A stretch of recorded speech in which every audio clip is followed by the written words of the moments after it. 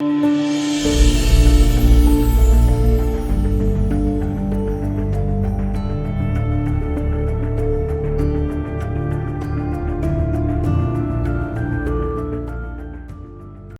bien podemos hablar de un nivel de impunidad que ahorita lo explicaremos más adelante, sin duda alguna, el caso Palacio de Justicia es un caso emblemático por los avances que se logran en materia de verdad, justicia y reparación en desaparición forzada cometida por agentes de Estado en un marco de acción institucional. O sea, esto no es un problema de dos, tres militares, dos, tres mandos que decidieron desaparecer y torturarnos. Es una acción concreta de la fuerza,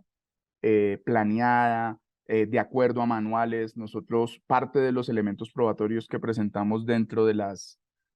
audiencias con la Fiscalía, pues eran los manuales de inteligencia, los manuales operativos contra el M-19, los manuales de inteligencia de combate, manuales que daban cuenta de cómo fue que se procedió con las personas que eran consideradas especiales en Palacio de Justicia, que tenía que ver con aislamiento, separación, traslado, interrogatorios, selección de especiales, cambio de lugar, segundos interrogatorios, escenarios de tortura y finalmente desapariciones y ejecuciones extrajudiciales. Eso todo está claramente delineado por manuales que no dicen desaparezca a alguien, pero sí te va dando cuenta de cómo tiene que llevarse a una persona que es considerada especial. Entonces, creo que lo más importante para decir es que no existe otro caso en Colombia en que la desaparición forzada cometida por agentes de Estado, que es la desaparición forzada que tiene el carácter de crimen internacional. En Colombia existe desaparición forzada, eh, digámoslo así, la forma más clásica, que es la cometida por agentes de Estado, y la que es cometida por particulares también está tipificada en nuestro ordenamiento. Entonces creo que haber procesado a dos generales, uno de ellos ya condenado en firme en última instancia ante la Corte Suprema de Justicia, haber condenado a varios coroneles, haber procesado a varios oficiales de inteligencia, haber hecho una labor de investigación, de levantamiento de archivos de diferentes entidades, de haber ido a inspecciones judiciales, de haber recorrido el país buscando pruebas, de haber podido hacer una evaluación no directa de la prueba, sino de prueba indirecta, de poder ir construyendo indicios, de poder evidenciar cómo se actuó, de haber hecho peritajes forenses supremamente interesantes, como por ejemplo los que se hicieron alrededor de las grabaciones de las comunicaciones de la fuerza pública durante ese día, que las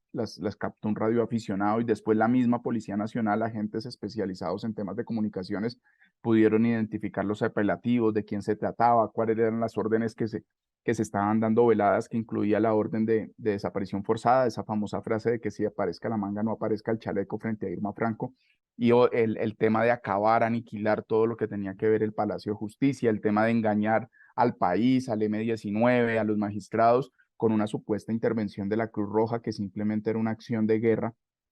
para poder tener mejor información de las ubicaciones de las personas dentro del Palacio de Justicia. Todo esto que da las comunicaciones, los informes que se logran, los informes que se pueden extraer desde lecciones aprendidas. Hubo un informe del nivel E2, E3 del ejército, es decir, del nivel de operaciones al nivel comando de ejército, que era muy claro sobre qué ocurrió. Hay información certera sobre las personas que fueron objeto de tortura, poder identificar las prácticas de tortura, por ejemplo, estos carros que tenían acondicionados elementos para cometer torturas y movilizarse por la ciudad de Bogotá, que los tenía el COICI,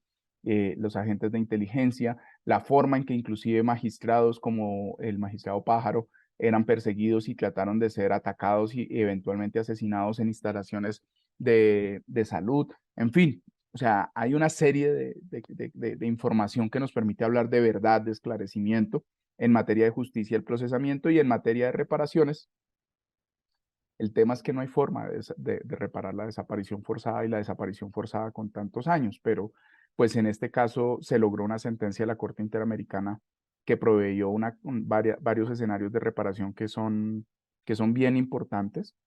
Yo creo que el primero de ellos fue el reconocimiento de la responsabilidad del Estado. Nunca se había hecho un acto de reconocimiento de responsabilidad internacional como el que se hizo en Palacio de Justicia, en las instalaciones del Palacio de Justicia actual, ahí en la Plaza de Bolívar, con todo el Estado, las cabezas del Ejecutivo, el Legislativo, el Judicial, los familiares, medios de comunicación, muchísimas personas, fue verdaderamente importante, pero al final, pues Juan Manuel Santos y el presidente de la Corte Suprema de Justicia de ese momento, que creo hoy en día está procesado por crímenes de tráfico de influencias dentro de la rama judicial, fueron michicatos, fueron personas que tenían una posición todavía de negacionismo, de minimizar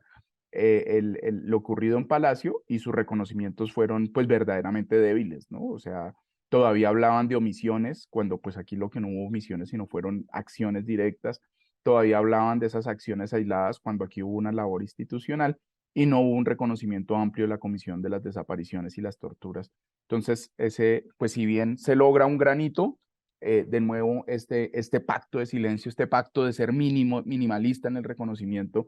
se expresa en ese acto. Se dio a partir de la sentencia de la Corte Interamericana, se destraba la búsqueda de los cuerpos, y particularmente después de la sentencia interamericana,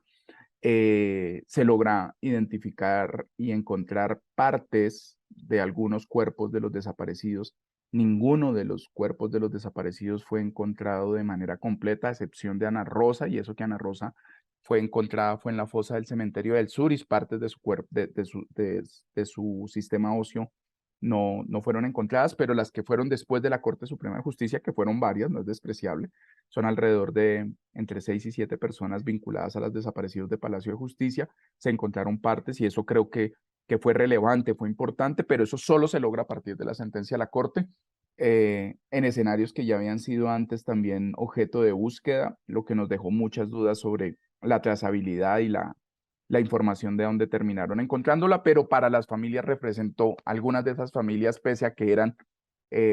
algunas partes de los cuerpos, no habían respuestas concretas de la causa de la muerte, no hay respuestas de cómo buscar y dónde podrían estar el resto de las partes de los cuerpos de sus seres queridos. Sí significó un alivio, significó poder cerrar un capítulo de la búsqueda y del dolor que produjo esta desaparición forzada. Y bueno, hay otras medidas de reparación que se han ido haciendo, algunas medidas en materia de publicidad, en radio,